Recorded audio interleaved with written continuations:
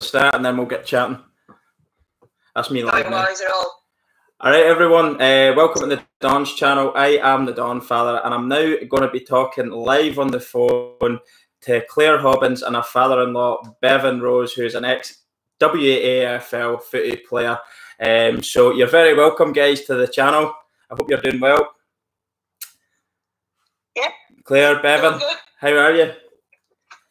So basically, I'm just going to ask some questions about your story. Like, I know that you're from Western Australia, of course, and Claire, you're an Eagles supporter, aren't you? I very much am. Die hard. Bevin, what about you? Does that sit with you as well? You, Eagles? No, I'm a bloody Dockers supporter. You're a Dockers supporter? Oh my word! How does that go down? It doesn't. I don't talk to her most of the year when the footy's on. She's a bitch Yeah. When she's on the bloody. Yeah, but other than that, she's not a bad kid. Other than being an Eagles, everything else is all right. So, Bevin, obviously, you played WAFL then, around in about the 70s, would that be right, or earlier? 75, 76. 75, 76. And who was that you played for then? Because I know the teams are slightly different from what you would see in the... Swan Districts. Swan Districts. Black and white. Black and white. Has that got a V on it then? Hey, did it have a like a white V on your Guernsey? Because I've seen a picture of you in the white V that's almost like the Victoria Guernsey. Well, no, that was in Gerald. I coached a team. All right, okay, got you now. Yes. So, what position did you play then? Well, basically anywhere from fullback down to full forward. No way. Anywhere they'd have you, straight on, get stuck in. Yeah, no.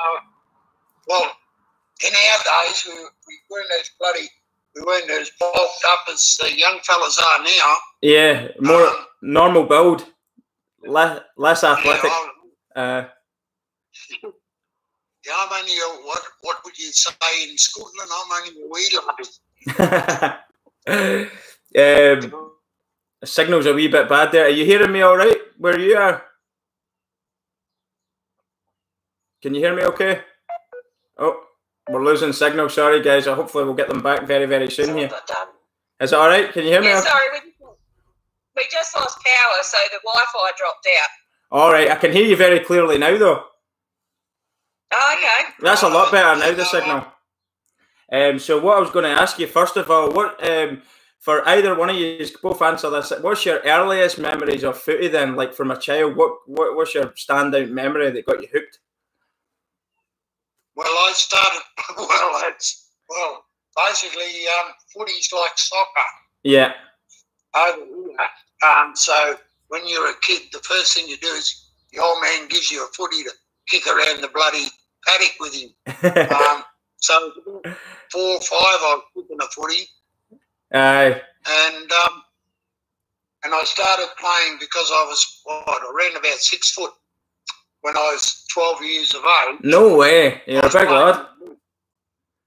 Yeah, I was playing with the men, and I was a cheeky little bastard too. Because they had big blokes around me looking after me. Hello. So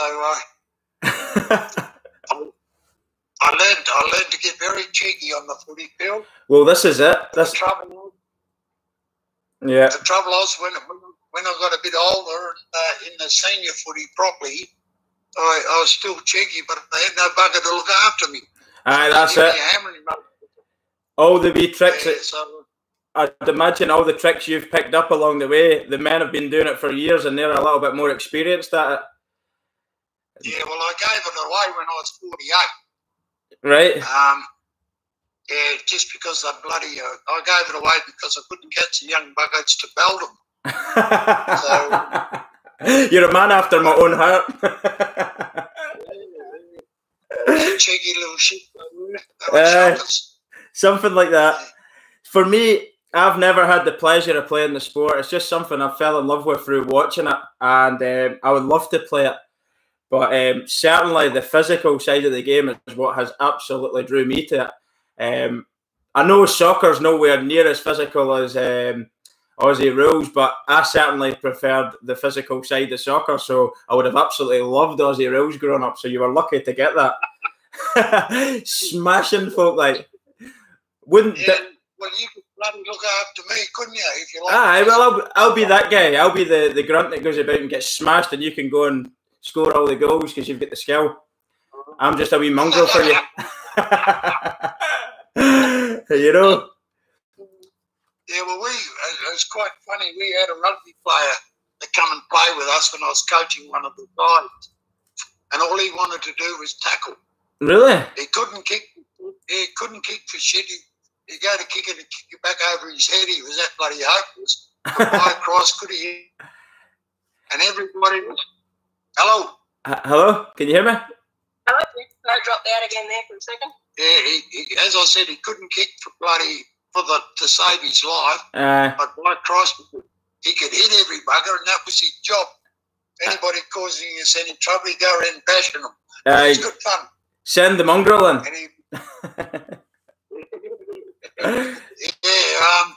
So, what do you think about the modern game then? I know you just mentioned something about like they're more beefed up now. They're more, I suppose, athletic than what your day would have been. But what do you think about the game overall now then, from the differences, like technically? Do you think they're better or not as good in certain aspects? Or yeah, well, when we played, Dougie,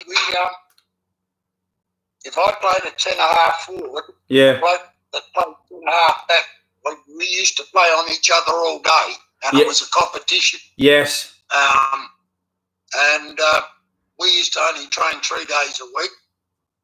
For the rest of the time, we had to work. Yeah. You know, to supplement what we were getting paid. Yeah. In 1975, we were getting $130 a game. Oh, that's crazy. Which is not that much. But now they're fully professional. That's all they do. Yeah. And they're very fit, and the game has changed where it's like a rolling maul, if you know what I mean. Yes. It's very similar to rugby. I know what you mean. Before we could have a bit of a blow, we didn't have to run up and down like silly buggers chasing the footy. You know, we used to concentrate on it coming to us, and then we'll do what we have to do. And if we win, we win. If we don't, we don't. So it was very much like a duel all match then for you, like 1-on-1, your man against you, and that was your battle for most. I've noticed that in some of the older stuff that I've watched, there's less space really to run at. Yeah. But now they just, you know, we used to have positional. We had a ruckman, a ruck rover, and a rover. All right. And a centreman in the centre. Yes. And they used to change the rover and the ruckman, either changed in the forward pockets or the back pockets to have a rest. But what they do, they run their guts out for 4 or 5 minutes, go off and have a spell. You know? I know. It's very. Just. We had 20 players on the team, and the only time you come off is if you got injured, and then the reserve used to go on and take your place. So how many would have been? It would have been obviously you're 18 and then just 2. Is that how? Yeah. But now they've gone to 20. They've gone to 18 plus 4. 4, yeah. And I think that's changed right now with this situation. I think they're getting more replacements on the sidelines just because of there could be more games getting played closer together right now with this whole nonsense that's going on right now. So there could be more. Well, that's cool. You know, yeah. They're a bit busy. They whinge and moan and carry on. But, you know, we used to play footy for the love of it. I know. I think they're paying it. Now they're playing it for the bloody money off, and they're making too much. Oh, I mean, a lot of them are overpaid clowns. I'm not saying so much in Aussie rules because it's still a very, very demanding sport, but certainly in the like of soccer or other sports around the world, basketball, baseball, what are these guys getting paid for? Like, they're getting paid huge amounts of money for relatively low risk, you know. And you know, nowadays, I mean, for me personally, Aussie rules is one of the few sports left where you've still got that gladiator type element. You are taking hits, you are running a lot, you're covering big distances. But definitely, I agree with what you're saying there in terms of the modern day to your era. You can see that it is maybe less about the love and more about the earnings, the money. And you saw that. I saw that with the comments that were coming out over the coronavirus. They weren't willing to take a pay cut when they're on, like, some of them are on $1 million plus a year, and they wouldn't take a pay cut. And there's people there's people out there getting what, I don't know what your wages are in Australia, but our wages would be like £300-400 a week. Do you know what I mean? And that's maybe $700-800 a week. You know, so they're not in touch with the real world anymore. No, they're not. But the thing is, being a gladiator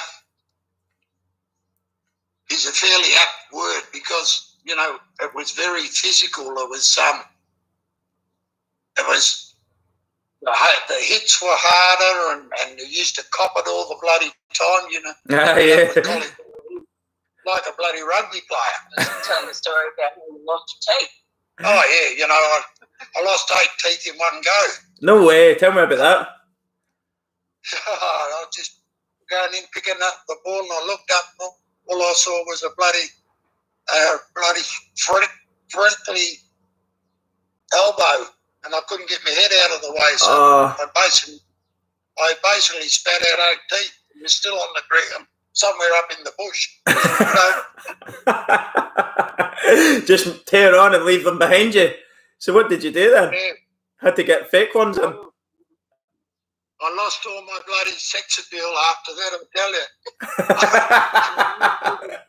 you. So you mentioned, obviously, you get paid a little bit for your playing footy, but you had another job then. What was that, if you don't mind me asking? Yeah, policeman. You were a policeman as well. So, well, tell you what, responsible job there as well.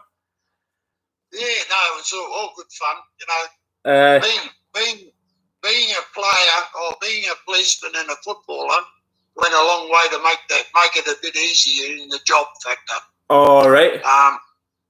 Yeah, and if I left, say, Perth and went to one of the country towns here, I used to play footy and coach them. All right. And I could have a fair bit of control over what they did. Yeah. And didn't get me into too much trouble. Most people knew who I was. So I'll see you after the game. Behind the grandstand, we'll sort it out.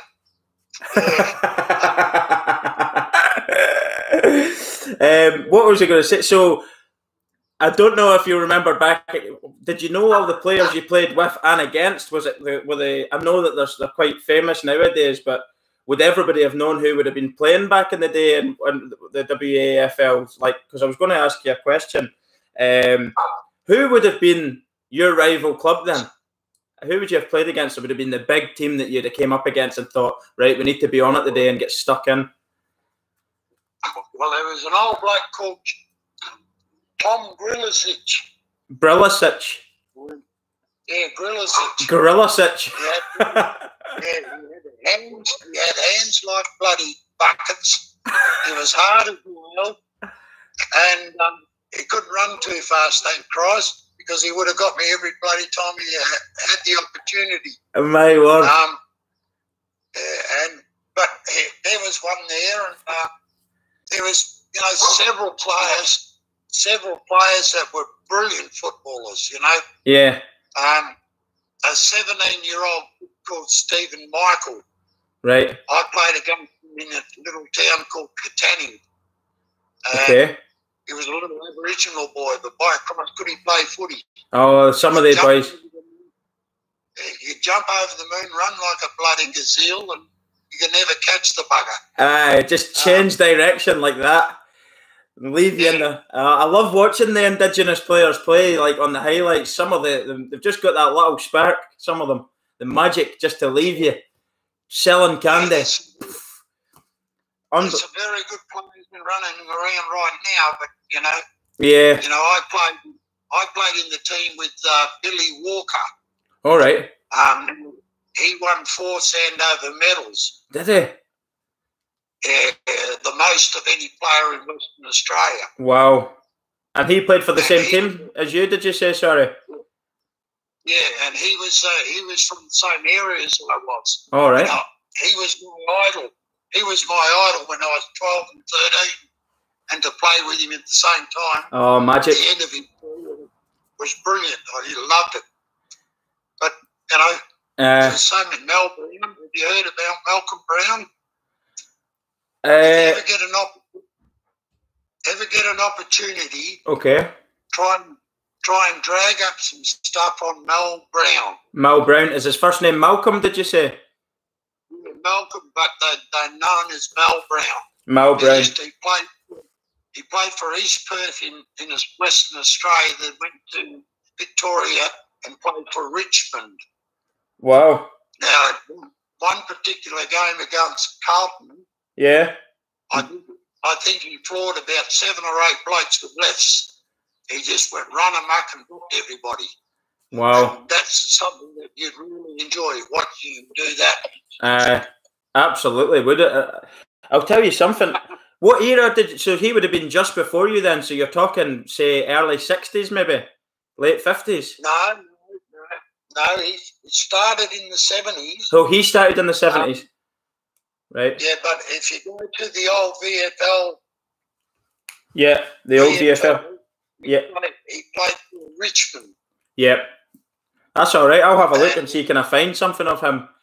I might do a reaction to him. So yeah, find him and you will enjoy watching him. He was crazy. Definitely will enjoy that then. I love all that kind of stuff, So what was I was going to ask you something else. I'm going to actually ask you a little bit about your family background near the end of it, because I know there's quite a famous person in your family, your grandfather. But I just wanted to ask another couple of wee footy things. But I think we've covered quite a bit on the footy front. Is there anything you'd like to say yourself? No, I'd like to see you when you get to come over here. Oh. I've told him he's got to come to WA, but he can't. He reckons he's going to the Eastern States. Oh, yeah, bloody wuss. Get your ass into bloody Western Australia. I know, mate. I know what you're saying there. I can't please everyone. This is the problem, isn't it? I have... Right now, just come here. You love the place. I know. Not only WA, but Australia. Yeah. And I know Western Australia. The travel for me. What's the difference? About an 8 hour flight or so from Melbourne to Perth. About 4 hours. Then you got to add on 2 hours for time difference. So you leave here. You got basically 6 hours. So you lose. It's not 2 hours going across.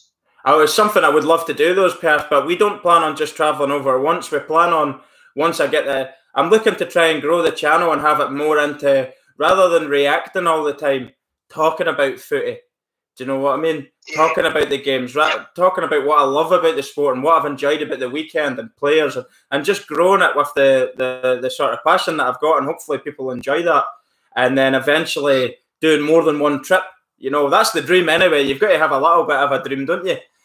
No, absolutely. You're very welcome, and I always enjoy your channel. So. Oh, thanks very much, Claire. Greatly appreciated. I never take that for granted at all. I mean, I know, Claire, for you, like, you've nearly watched the channel from day one, from I've started doing Aussie rule stuff. Yeah. So don't think that goes unnoticed. There's everybody who's been with me nearly from day one on doing the footy. I absolutely appreciate your support 100%, and I'll never ever take that for granted. So thanks very much for that and the offer there. Yeah, no worries. Like my pleasure. So yeah. On the footy right now. So are you pro the footy coming back, or are you just have you lost all interest in it? What's your view on that right now? Well, I'm 70 years of age. I'm an old fart. But I'm a bit disappointed at the way the footy's going because it's changed. Yeah. You know,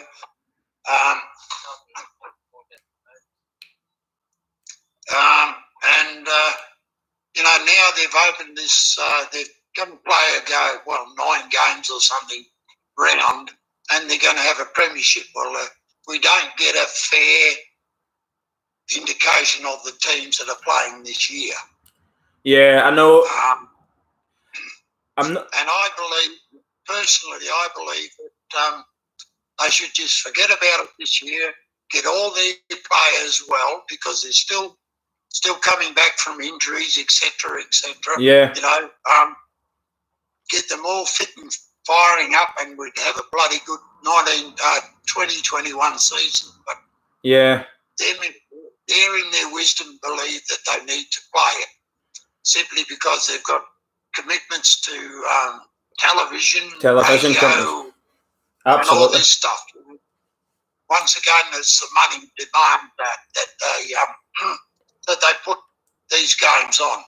Yeah. And bear it in mind that we're not going to have any bloody supporters. There's going to be no spectators. I know. I don't like that. I really don't like that myself, because there's no such thing as sport without the fans. The people who love the sport, they're the ones lining these big wigs' pockets. They're paying the players. They're the ones that are literally supporting the running of the sport and the clubs and the players and everything about it. It's the passionate fan base, and they're not getting a chance to see the players play, which is a very hard thing for me to enjoy, knowing that, you know. Yeah, well, Gaelic football is very popular over in Ireland, and apparently that's where you are. You're an Irishman, eh? Yeah, I'm in Northern Ireland, just not far from Belfast. You'll have heard of Belfast. I'm kind of between Belfast and Dublin, but I'm still in Northern Ireland. I'm not in the Republic of Ireland, so yeah. The football. Well, you know, sorry. You know, Gaelic football. If they play Gaelic football without a spectator base, it wouldn't be the same. They wouldn't have the sport. Do you know? I don't know if it would exist without a fan base. Do you know what I mean? I don't know how that would work. Yeah, no. And it's the same here. Mm-hmm. I doubt very much whether I'll turn the television on to watch it. I know. Because I like to get the atmosphere of the spectator or the fan base. Yeah. Well, what about the idea of pumping fake fan noises through the televisions to give the illusion of a crowd? That's one of the... how utterly ridiculous. Well, it's full of shit, to be honest.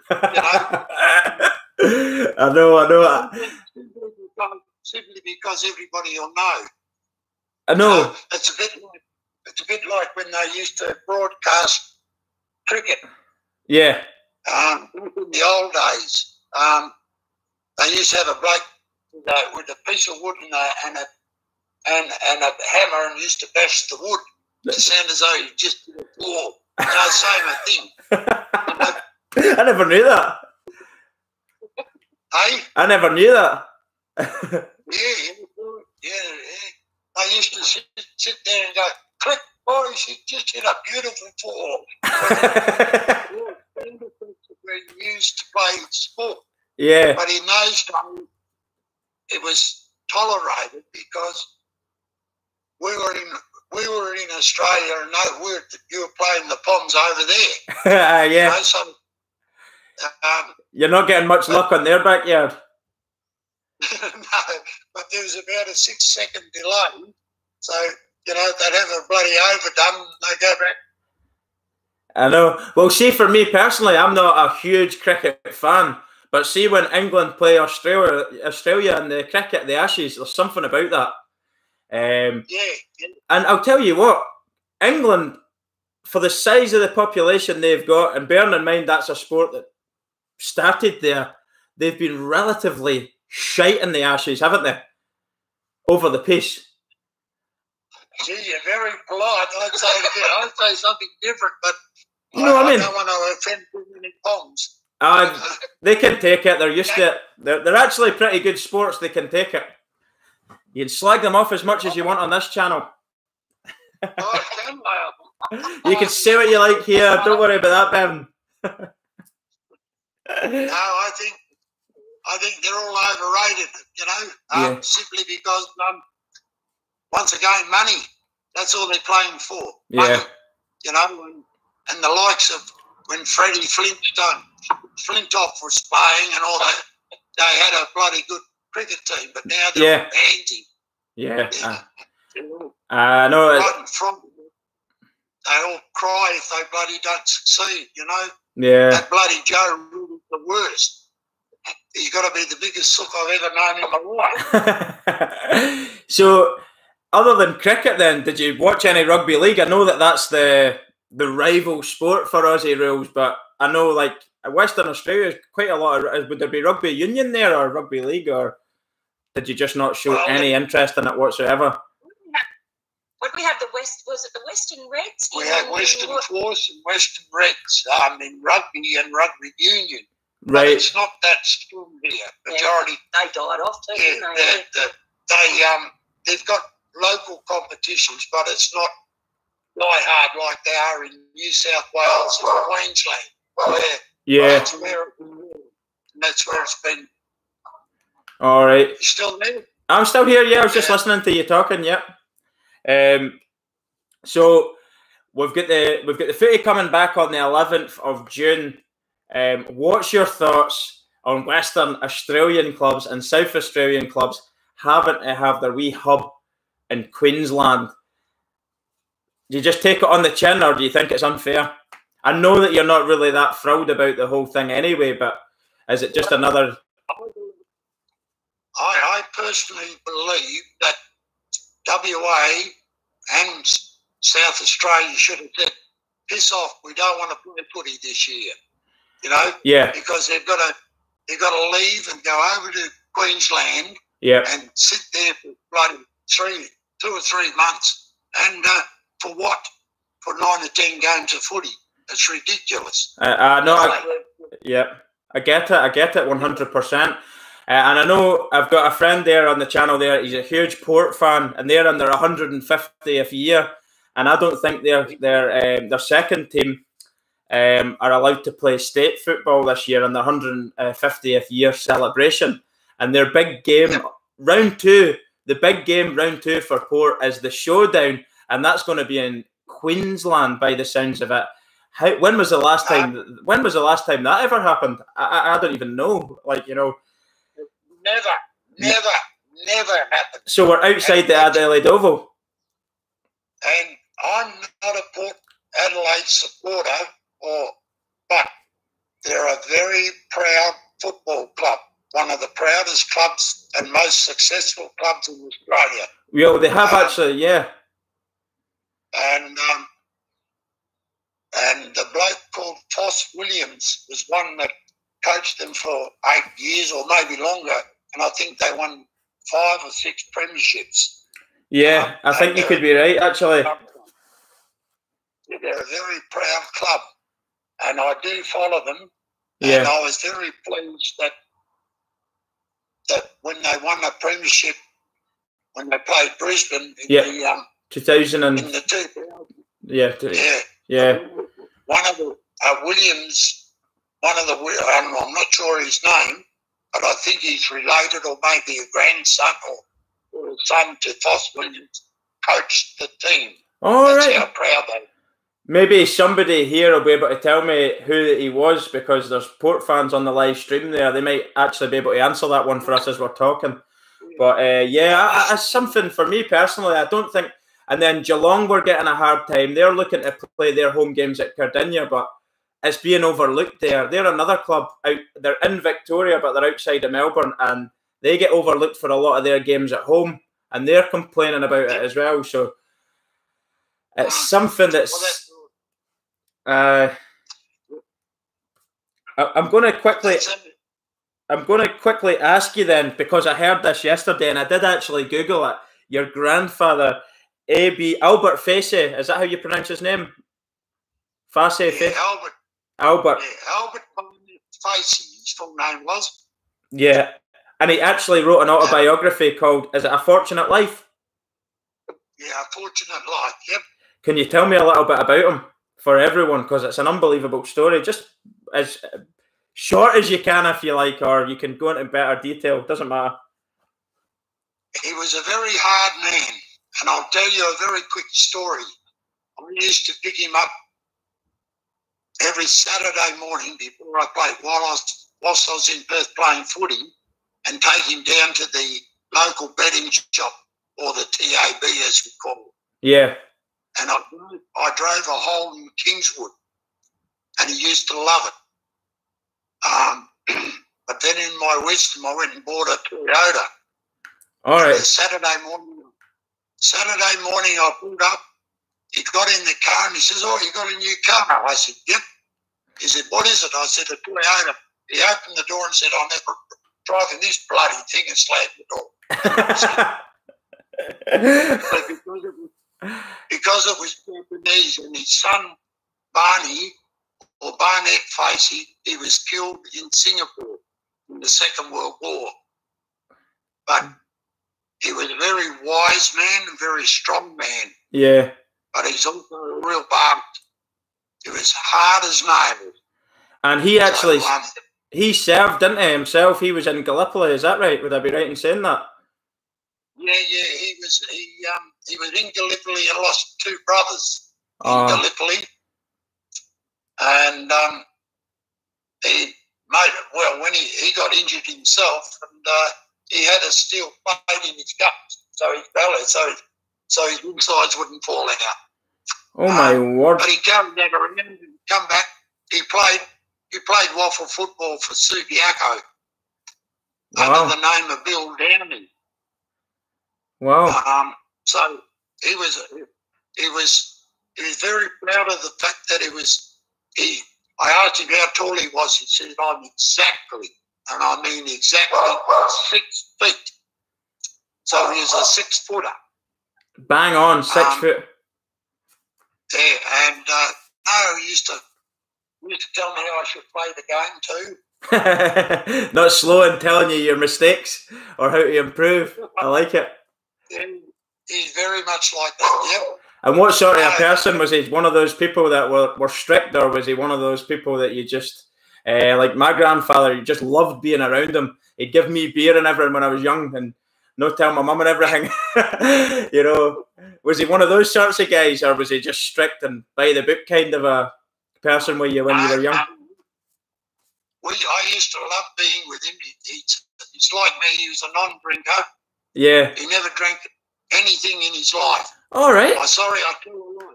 I tell a lie. He had a sip of brandy when he was in hospital. Wow. Because it was medicinal, they called it. yeah. Purely medicinal. But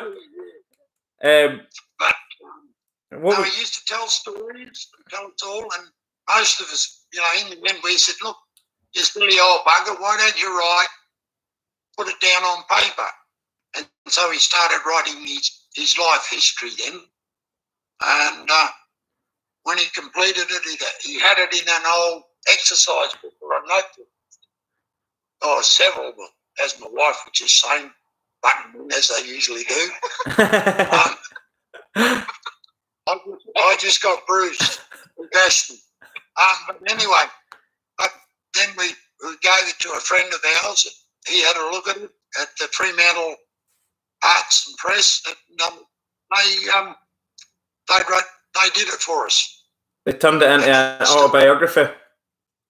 Yeah, and they've just completed a movie on it now. Wow! And we can't see it because of the COVID situation. Could you tell me the name of the? What is the name of the movie then? Is it the name of the book, A Fortunate Life? Yeah, A Fortunate Life. Yes. Who came up with that title, Bevin? He did. I wanted to say something on this because I read it and I thought that just strikes me as somebody who's just humble, just doesn't see his life as unique, just a fortunate life, happy, counts his blessings, just grateful for everything he had. A Fortunate Life. I think it's a brilliant title. Do you know what I mean? working class person. Love it. I think his wife, my grandmother Evelyn, she was he absolutely doted on her. And as you know in the book that she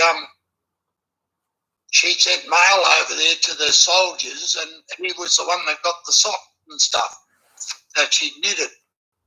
And he followed it up, and that's how they got together and ended up getting married and had a squillion kids. And all the kids were very proud, very happy. And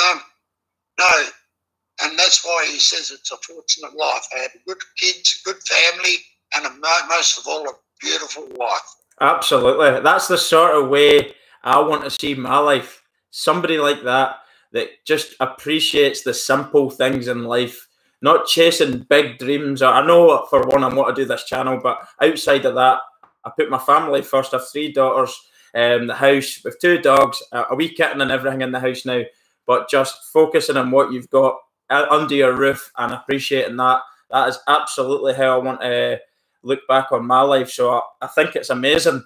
And see the book as well. When I Googled it, it said it sold over 1 million copies. So this is no small seller, this book. This is an enormous book to be sold in Australia. One of the top selling books at one point. Yeah, when I was in school and whatnot, it was actually one of the books that you ended up reading when you were doing English. Wow. And that would have been before you met your husband, presumably, was it? But my Bevin, yeah. Because actually, there's a bit of a funny family connection because my older brother. Bevin's my stepdad. All right, okay, sorry, I've picked you up wrong. I said it was your father-in-law. Sorry about that. Yeah, no, that's all good. But what actually happened was my older brother and Bevin's oldest son were really good mates in high school.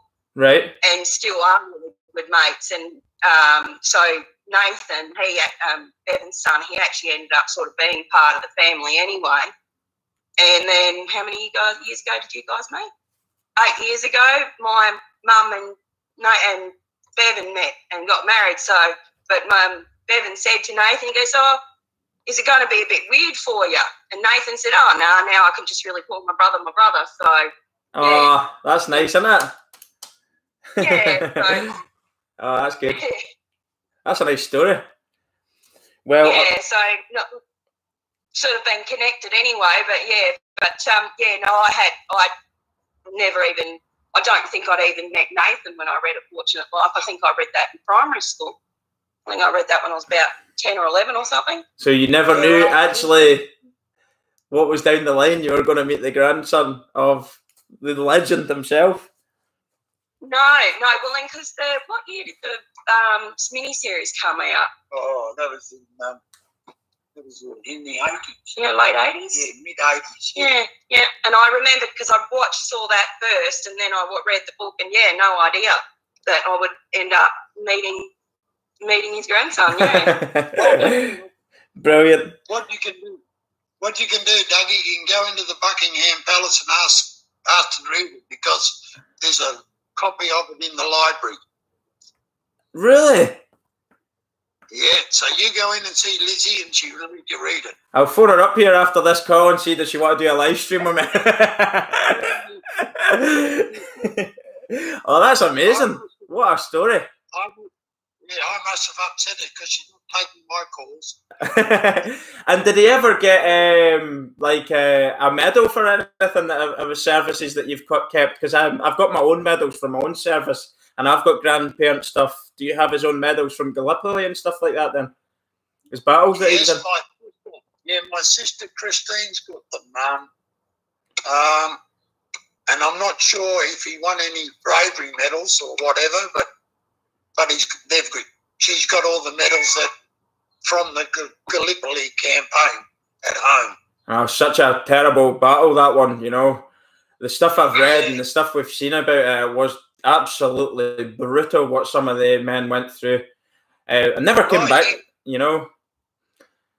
Never came back the same. Sorry? No, they didn't. Yeah. one of his brothers, Granddad was down getting some water, stepped out, and his brother went down, and a bomb fell directly into the water hole. And that was that. And blew him up. Yeah. So, no, he didn't like talking about it. He reckons that bloody bomb officers didn't know what they were doing. Well, I've read a lot about that as well. I've read an awful lot about that there. Whether Yeah, a message or something. Yeah. What did he say to me? As long as the ass pointed to the ground, they couldn't bloody make a decision, the right one.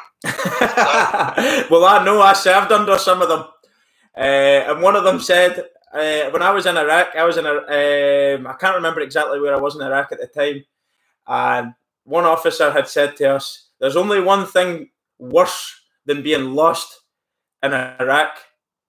It's your whole platoon knowing that you're lost in Iraq. Yeah, that was one of our officers because he had got us lost. So I know firsthand, it's not an easy job at the end of the day, so I suppose, but certainly when lives are depending on it, there's got to be blame pointed in someone's direction for big mistakes like that. But I understand the whole thing that you're saying about not coming back and not want to talk about it. I know too many like that, and we would never have went through anything anywhere near what those men had to endure down in Gallipoli. So, you know, war's a different beast these days. Yeah, I know, 100%. But I'll tell you what, it's been absolutely brilliant speaking to you both. Thanks very much for doing this. I really appreciate it. Not a problem at all, Dan. And I'll go now. I'm going to get myself some lunch. I know it's probably about, 8 or 9 o'clock in the evening with you? It is 7:10 here. Or 7:10. PM, yeah. So you're 7 hours ahead of us then. Yeah. And I'll call an end to the live stream as well. That's been absolutely fantastic talking to somebody who's played the game back in the day, and then your story is absolutely brilliant. You're an absolute legend, mate. Thanks very much, Bevin. I'm not a legend, but I enjoyed it. Stop it, Dougie. His head doesn't need to be any bigger. All right, mate. Well, you're okay, I suppose. Everybody stays safe over there, mate. Look after yourself. And now you. that I know who you are, I may even follow you. All right, that's brilliant. I appreciate that. To stay safe where you are as well, and hopefully it won't be too bad come the 11th of June. We'll all enjoy it regardless of the situation. I'm looking forward to it. I want to say that. Somebody says don't be so negative about it, but I'm looking forward to it. But we were just saying it maybe just won't be exactly the same without the crowd and stuff, but it's footy. It's a step in the right direction, I suppose. And I've missed it. I have missed it. So I'll be happy. And I hope you'll watch my reviews anyway, Bevin. I'll try and do them as best I can for you. I know you know what you're talking about, and I'm just new to all this stuff, but I'll give it my best go. I think you do pretty well, mate. I was just saying before, I said, I think at this point you almost know more about what's going on than I do. Well, I absolutely binge watch the stuff still. And I'm reading the stuff, you know, so I'm learning as best I can. I don't want to be throwing stuff out there and absolutely just being a fake, you know. So cheeky bastard. I won't have much chance not to see your reviews because Claire will put them under my bloody nose. I do happen. Brilliant. Thanks very much to you. I'll talk to you soon. I enjoyed that. No. Thank you. Bye. Bye. Take care. Bye. Well, that's the end.